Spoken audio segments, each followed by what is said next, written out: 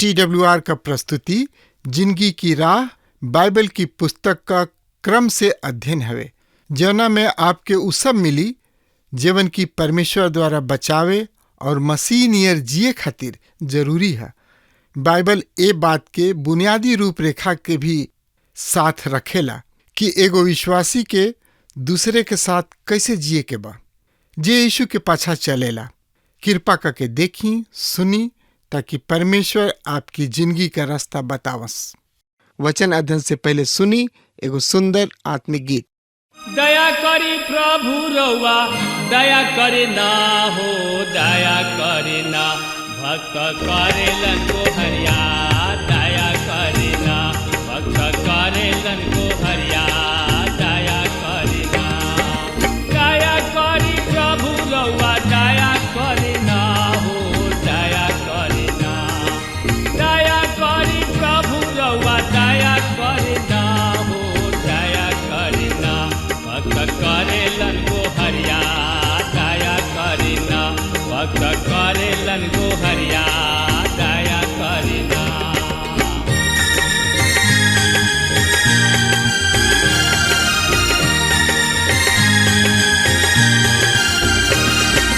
दया करी कृष्ण रउआ, दया करे ना हो, दया करे ना, दया करी कृष्ण रउआ, दया करे ना हो, दया करे ना, पापी करेलन बिनतिया, दया करे ना, पापी करेलन बिनतिया, दया करे ना।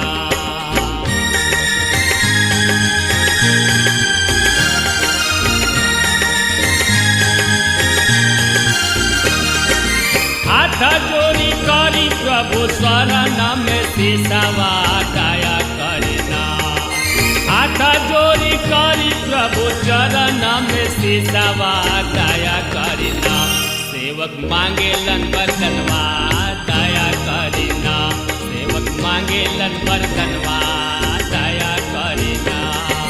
दया करे ना प्रभु, दया करे ना जी, दया करे ना, दया करी प्रभु रउआ, दया करे ना हो, दया करे ना, भक्त करेलन को हरिया, दया करे ना, सेवक करेलन को हरिया, दया करे ना, सेवक करेलन को हरिया, दया करे ना। हाँ मित्र, ये अध्याय के शीर्षक है अंत के दिन के खातिर चेतावनी। अब हम दूसरा तिमोथियुस के आखिरी अध्याय में पहुंच गइल बानी। पौलुस ए अध्याय में कुछ चेतावनी दे रहल बाने। एकरा बाद मृत्यु के बिछौना पर कहल जा या मृत्यु के सैया पर उनकर चेतावनी। वो अपना अकेलापन के बारे में भी बता रहल बाने। जब वो अकेला जेल में बाणे और उनका वहां जाड़ा लागता और वो अपन तिमोथियुस से अपन बागा ले आवे खातिर कह रहल बाणे। तो एकरा बारे में और जानकारी खातिर रुआ हमरा संगे अपन पवित्र शास्त्र बाइबल निकाल ली। हाँ तो देखी दूसरा तिमोथियुस के पत्री 4 अध्याय के 1 पद एह तरी से बता रहल बा। परमेश्वर और प्रभु यीशु मसीह के गवाह जान के जौन की जीवित और मृतक सबके न्याय करी हैं और उनका प्रकट होके तथा उनका राज के नाम में हम तोरा के आज्ञा दे। प्रभु यीशु मसीह के उपस्थिति में है ये बहुत ही साधारण आज्ञा है जौन की जीवित सबके और मुआला सबके न्याय करी हैं। मृतक और जीवित उनकर और उनका राज के प्रकट होखल मसीह प्रकट हो रहल बाणे और उनका राज दूसरा बात है। उनकर प्रकट होखल महिमा है कलीसिया के उठावल गोल। उनका राज प्रभु यीशु मसीह के प्रकट होखे के और संकेत कर रहल बा। जब वो पृथ्वी पर और आपन राज स्थापित करी हैं, वो पृथ्वी पर 2 हाली न्याय करी हैं। पहिल का जब वो हमने के पृथ्वी पर से उठा ली हैं। दूसर का महाक्लेश के समय जब लोग प्रभु और लौटी हैं, हमने सब जौन की विश्वासी हैं जा प्रभु के न्याय सिंहासन के सामने एक ना एक दिन जरूर ही खड़ा हुई हैं। पौलुस ओ सच्चा दृष्टिकोण के सामने राखत कह रहल बाड़े कि तिमुथियुस, एक दिन तोहरा परमेश्वर के सामने न्याय के खड़ा होके के पड़ी। ऐसे तोहरा ओ काम के करे के बा जौन के कि परमेश्वर चाहताणे कि तू कर। दूसरा तिमुथियुस के पत्री 4 अध्याय के 2 पद एह तरी से बता रहल बा। सुनि ध्यान से। काहे कि वचन के प्रचार करा, समय और असमय तैयार रहा, बड़ा धीरज के साथ शिक्षा देत ताड़ना द, डांट और समझावा, वचन के प्रचार करा। मतलब परमेश्वर के वचन के घोषणा करा। समय और असमय तैयार रहा, हरदम तैयार रहा। यदि केहू के रात में राउर जरूरत पड़ जाओ तरुआ ओकरा खातिर भी तैयार रही। ध्यान दी, ऊ यहाँ पर नेखन कहत कि बाइबल के विषय में प्रचार करी। दूसर बात ऊ कहता कि वचन से प्रचार मत करा, बल्कि वचन प्रचार करा। लहना दिहल, डांटल और समझावल सब कुछ प्रचार में शामिल बा। दूसरा तिमुथियुस के पत्री 4 अध्याय के 3 पद एह तरी से बता रहल बा। सुनि ध्यान से। काहे कि समय आई जब ऊ खारा शिक्षा के सहन ना करी हैं, पर अपना कान खुजलाहट के कारण अपना अभिलाषा सब के अनुसार ही अपना खातिर सब गुरु बटोर ली हैं। कलिसिया में कुछ ही लोग होले जौन की सही सिद्धांत के स्वीकार करले। अधिकतर लोग अपना कान खुजली के अनुसार वचन सुने चाहेलन और अपना अभिलाषा के अनुसार अपना खातिर बहुत सारा उपदेशक बटोर ले। तो एकरा बारे में और ज्यादा जानकारी खातिर वह हमारा संगे आपन पवित्र शास्त्र बाइबल में देखी। दूसरा तिमुथियुस के पत्री 4 अध्याय के 4 पद के हमरो सामने पढ़ जा रहल बनी। उस सत्य के ओर से अपना कान के फेर ली हैं और कल्पित कथा सब में मन लगई हैं। कुछ लोग ऐसा चीज के सुने चाहलन जौन की ओके कान और मन के बढ़िया लागे। लोग मनोरंजन के बात पर ज्यादा ध्यान देले। दूसरा तिमुथियुस के पत्री 4 अध्याय के 5 पद एह तरी से बता रहल बा। पर तू सब बात में संयमी रहा, कष्ट उठावा, सुसमाचार प्रचार के काम करा और अपना सेवा पूरा करा। पहले प्रचारक के मतलब ऐसा ना रहे जिसे आज समझल जा रहल बा। पहले प्रचारक यात्रा करत रहन, जगह जगह पर जात रहन और वचन के शिक्षा देत रहन। पौलुस एगो प्रचारक भी रहन। अब ऊ से कहता कि सुसमाचार प्रचार के काम करा। पौलुस प्रेरित के साथ रह के कैले रहले और आगे कहलन कि सुसमाचार के खातिर दुख भी उठावा। त एकरा बारे में और ज्यादा से ज्यादा जानकारी खातिर रुआ हमरा संगे आपन पवित्र शास्त्र बाइबल निकाल ली और ओमे देखी। दूसरा तिमुथियुस 4 अध्याय के 6 से 8 पद एह तरी से बता रहल बा। काहे कि अब हम अर्घ के भांति उजलल जाइना और हमरा जिंदगी के आखिरी समय आ पहुंचल बा। हम बढ़िया कुश्ती लड़ चुकल बानी, हम आपन दौड़ पूरा कर ले बानी, हम विश्वास के रक्षा कैले बानी। भविष्य में हमरा खाद रहल बा जौना के प्रभु जौन की धार्मिकता से न्याय करे वाला बाणे ओ दिन हमरा के प्रदान करी हैं और न केवल हमरा के वरन ओ सब के भी जौन की ओकला के प्रिय जाने ले। अब हम अर्घ के ऐसन जाइना यानी कि जाइब। तो एकरा बारे में और इस ज्यादा से ज्यादा जानकारी खातिर रुआ हमारा संगे आप बाइबल में देखी।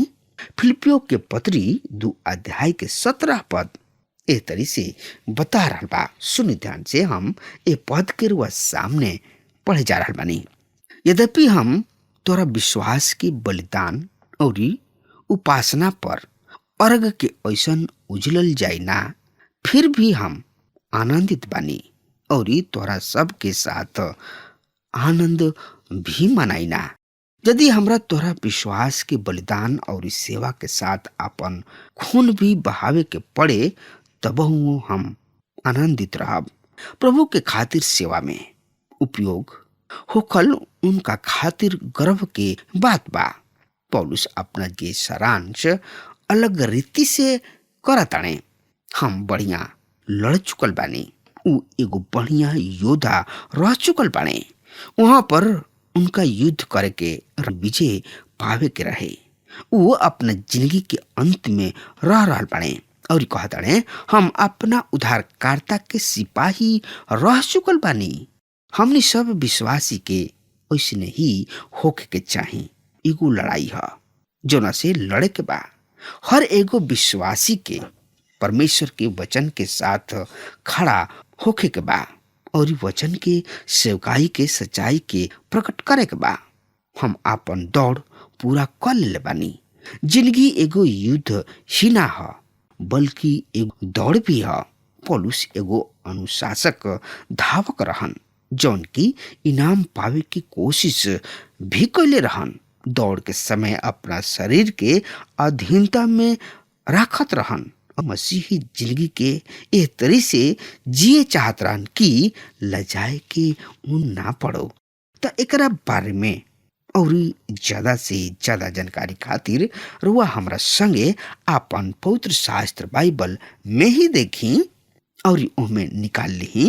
पहला क्रंथियों के 15 अध्याय के 27 पद के हम रुआ सामने पढ़े जा रहा बानी। सुन ध्यान से, पर हम अपन देह के नियंत्रण दे के बस में राखी ना, कहीं ऐसा ना होके कि हम और इस सब के प्रचार करके खुद आयोग ठहरी।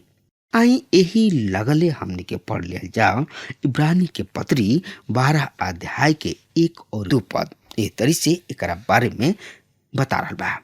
एक कारण जबकि गवाह सबके ऐसन बड़ बदरी हमरा के घर ले बा, तो आवा हर एगो बाधा और उलझावे वाला पाप के दौड़ जौन में हमरा दौड़े के बा, धीरज से दौड़ा और विश्वास के कर्ता और सिद्ध करे वाला प्रभु यीशु मसीह के ओर आपन दृष्टि लगौले। आनंद के खातिर जौन के उनका सामने रखले रहन, लज्जा के कुछ चिंता न क के क्रूस के दुख साले और परमेश्वर के सिंहासन के दहिना ओर जा बैठले। ऐसे जौना दौड़ में हमनी के दौड़े के बा, धीरज से दौड़ी। ई दौड़ हमनी के प्रभु यीशु ताकत दौड़े के बा, जौन की हमनी के विश्वास के शुरू और ऐसे उ अपना जिंदगी के अंत में कह सकेले कि हम अपना दौड़ पूरा खोले। हम अपना विश्वास के रखवाली कोइले बानी। उ इहवा पर कह चाहता कि उ भी सच्चाई तथा सच्चा सिद्धांत से अलग ना भूले। धार्मिकता हमारा समझ से ई धार्मिकता इनाम है। पौलुस कहता है, हम हर दिन परमेश्वर पिता प्यार करीना का प्रकट होके के प्रिय जाने ले, उनका से प्यार कर ले। आई एकरा बारे में और ज्यादा से ज्यादा जानकारी खातिर रुआ हमरा संगे आपन पवित्र शास्त्र बाइबल में देखी और उनमें निकाल ली। दूसरा तिमुथियुस के पत्री 4 अध्याय के 9 से 21 पद। हमरा लगे हालिए आवे के कोशिश करा, काहे कि देमास ये दुनिया के मुंह में पड़ के हमरा के छोड़ दे ले बा और थिस्सलुनीकी में चल गइल बा। क्रेसकेंस गलतिया में गइल और दलमतिया चल गइल बा। खाली लूका हमरा संगे बाणे। तू मरकुस के संगे लेत अइहा, काहे कि सेवा के काम लायक बाणे।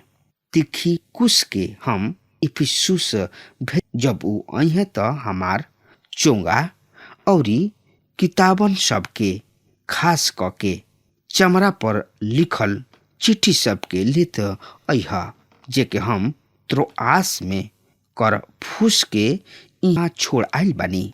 सिकंदर ठठेरा हमरा के बहुते नुकसान पहुंचौले बाने।